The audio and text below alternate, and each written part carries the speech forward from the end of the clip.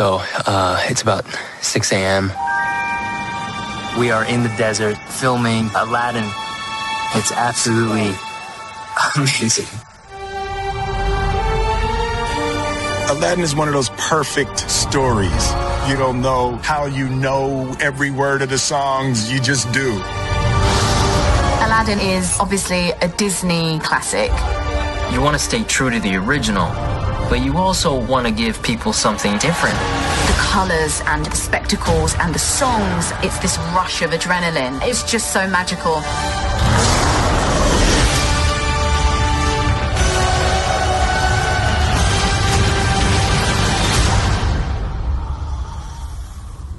Now we just gotta get you to run as fast as the other wolves. You do not want to challenge me. The jungle is no longer safe for him. The pack won't accept him. He has this extraordinary ability to transform, and he takes from the book the voice of Bagheera, which is described as being as soft as honey. You are no different, little brother. You are special. I can't believe how lucky we are to have our key cast. For instance, Christian Bale as Bagheera. I gained their trust.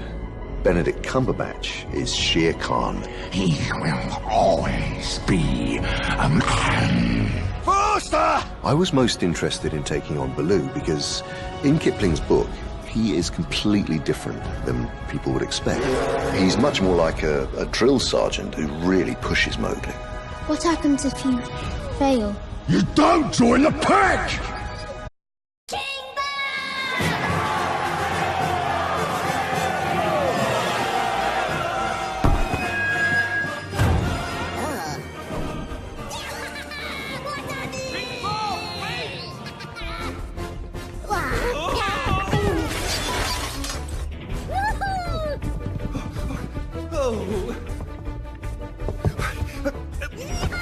King Bob!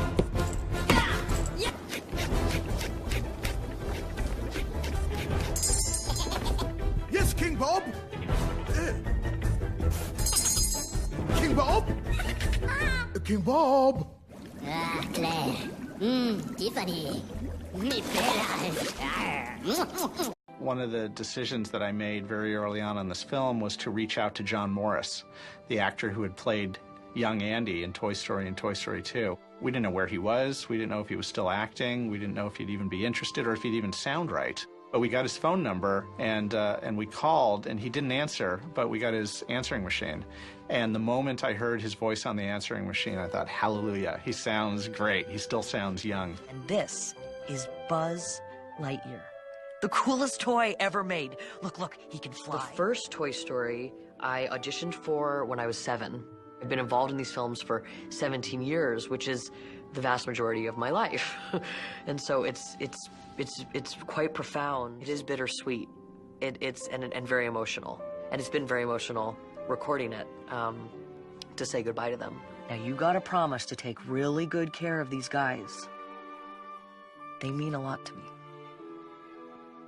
For example, if we had a shot that had a dozen deeps in it and it was a tracking movement, we would take that piece of the song and then Deep would play each individual character on each spot, one after the other. However, we would then have to go between each take and check to make sure he was in sync with the movements of the last take. So we not only had the problems of lip sync, but we also had the problems of physical movement synchronization. I mean, in some plates, I think we have 56 or 57 repeat passes of Deep Roy in order to make up that one shot. In building the animatronics, we would build something at true umper scale, which was 30 inches high, and that would allow us to shoot directly with real actors.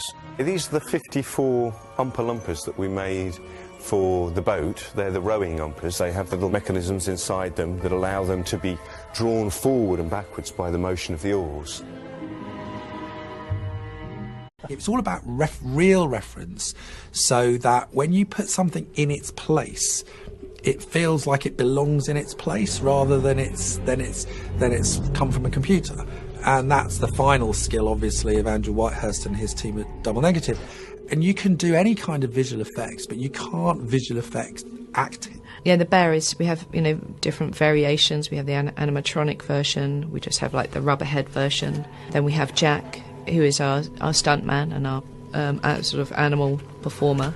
and he's silicone skin with mechanical bits inside his head to make the mouth move and the jaw, the lips move and the eyes move. She did proper big stunts. She got picked up and slammed hard by a guy the size of a bear into a wall and then thrown from the wall really hard down to the ground, and they weren't messing about, they actually did it.